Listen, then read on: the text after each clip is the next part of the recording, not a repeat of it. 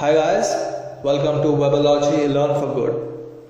I'm Aakash Biswas and let's start with HTML tutorial 6. So finally we have come to the last tutorial in this HTML series and hope you guys have enjoyed the previous 5 videos and we have learned a lot since the first video. Well, in fact, in the first video I just explained what is HTML, what is CSS, what is JavaScript, how to become a web developer, etc. And then in the second video we saw the elements and tags and very basic elements and tags, and then we continue on from there. And I hope you guys have really learned HTML by now and how to create a simple web page from scratch, and also enjoyed learning it. Because if you really haven't enjoyed learning it, there's no point in learning HTML. It's very simple. It's not very you don't need a lot of brains to really understand it. But the thing with HTML is that you have to really work on them. You have to practice HTML almost daily or almost 2-3 days so that you really understand what elements and tags and how to utilize them in a web designing career or your web development career. So enough of giving yarn, let's get started with HTML tutorial 6. Okay guys, so in this tutorial we're going to look at the form element. So a lot of times when you have a shopping website or a microblogging website, you require the user to enter certain kind of informations when they sign up first time or even when they log in. So in HTML, this element called the form element, which helps you create a sign up form. And the form can have very basic elements like very basic requirements like name, age, password, etc. And it uses other elements as well, like the input element, the button element, the textarea element. So the entire form element is contained within the form element. And so let's go ahead and create our very first form. Make sure to always indent the elements inside the form element. Okay.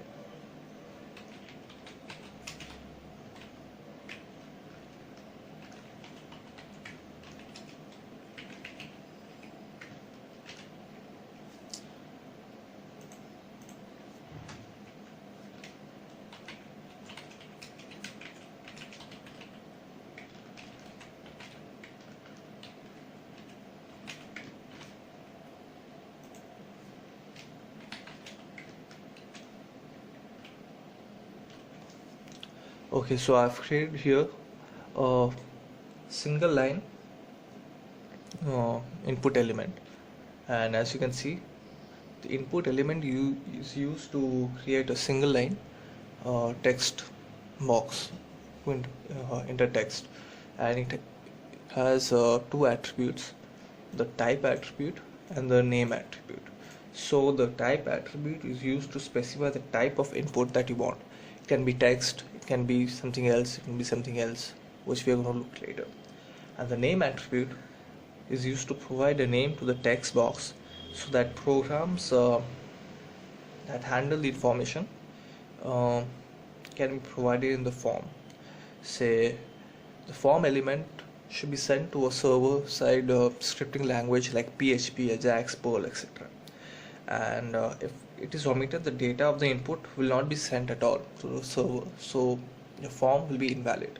So make sure to always add these two attributes to your input element. So I'll go ahead and save and see what happens. Okay, so here I have a text name input, enter your name, it can be anything, say alpha, but right now I can't do anything with this. This is just for displaying. When you learn JavaScript, PHP, you can really do some wonderful things with this. Okay. So the next type we are going to look at is a password type. Okay.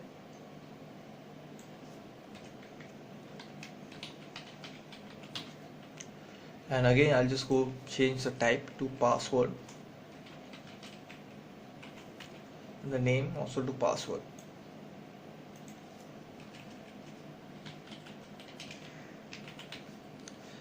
So the password type is used to make a password text field, as you know, which allows the user to enter passwords which is shown in a readable format, but the characters that are displayed on the browser is in form of an asterisk character or a dot or period character, and the main characters, say you have alphabets or numbers, won't be displayed. In place of that, something else displays, which we're going to look right now. So I'll save and refresh the web page and see enter password, and here in the text field I'll just put any random thing I want, but that won't be displayed. In place of that, the browser has an internal CSS, inbuilt CSS, which helps to convert the characters into its dot characters. Okay, so the next element that we're going to look at is the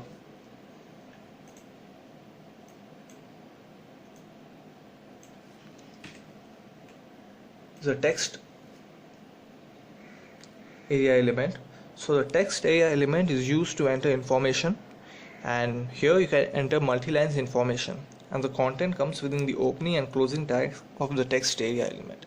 So before the text area element, you have seen the single line text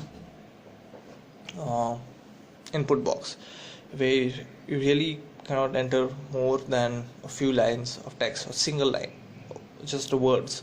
But using the text area element, you can really enter multi-lines text, and this is used a lot in say the comment section, blogs, etc. So let's go ahead and do that.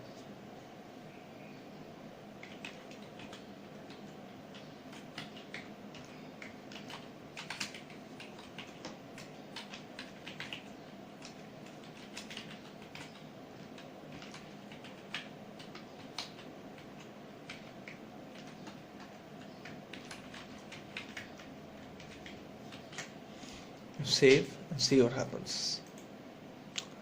Okay, now here I'm told to enter my comment, so I can say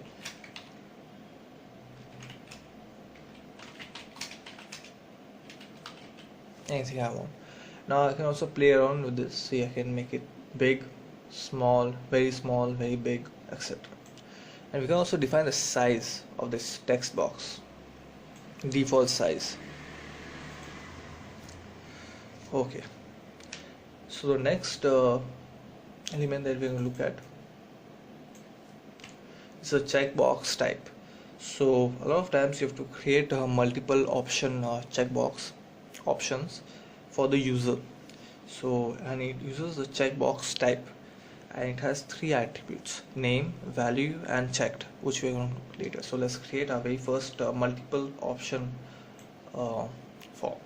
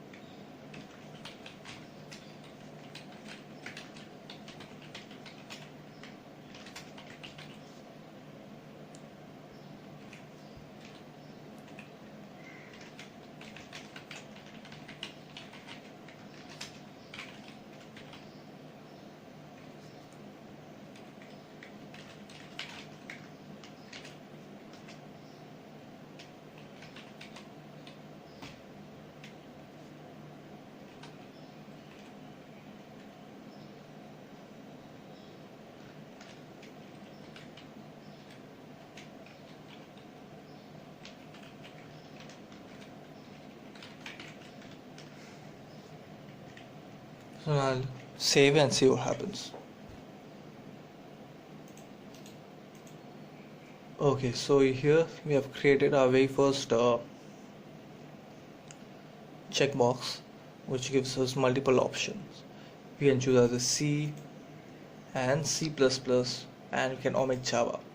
But if I refresh this, you see the Java was by default, okay, and these were not there. That is because we have used this checked value. So as I said, it has three attributes: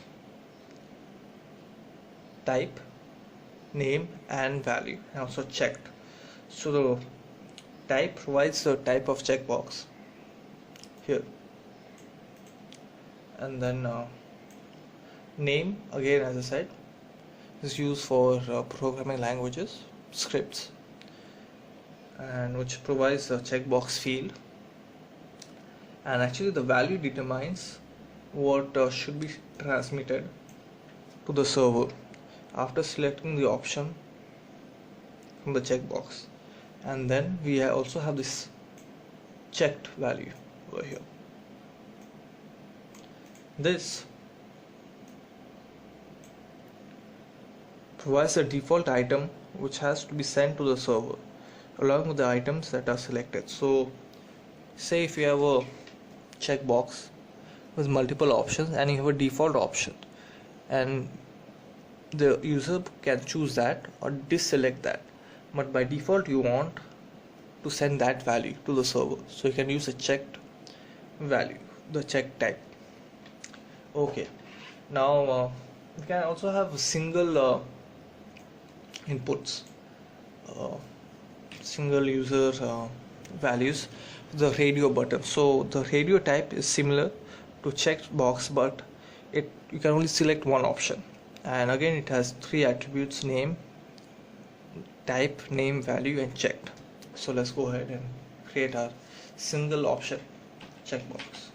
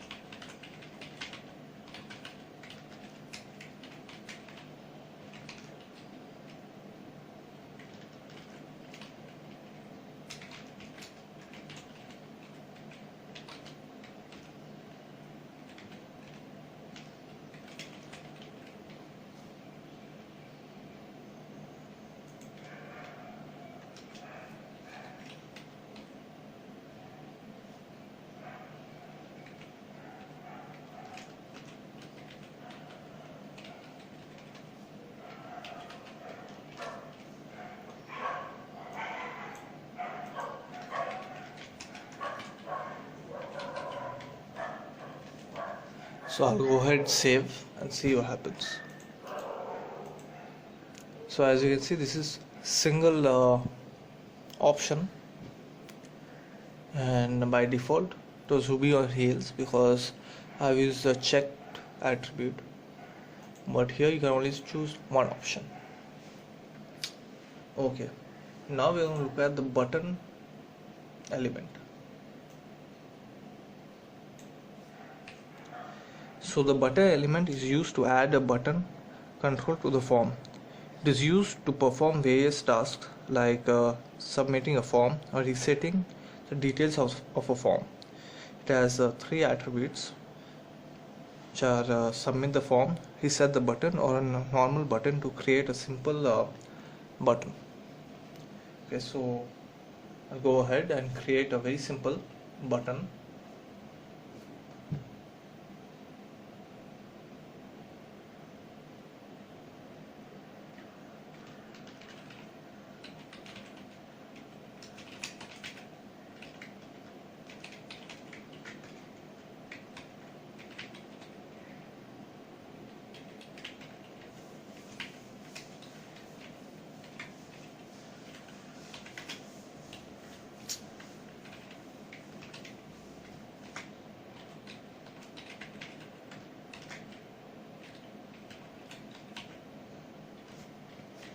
Save and see what happens. So I have here submit the form. Okay, similarly I can also have reset.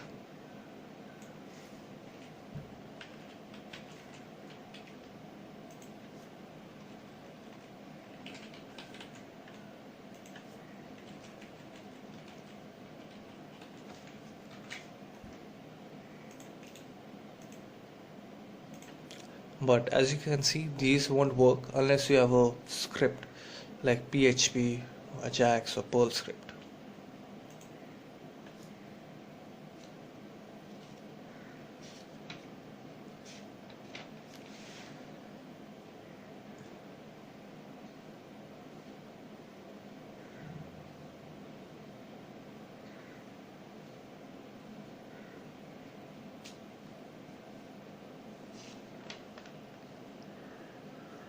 Well, that's it for this video tutorial. Hope you guys have liked watching this video, and as usual, do like, comment, share and subscribe, and keep watching Webology Learn for Good. Thank you.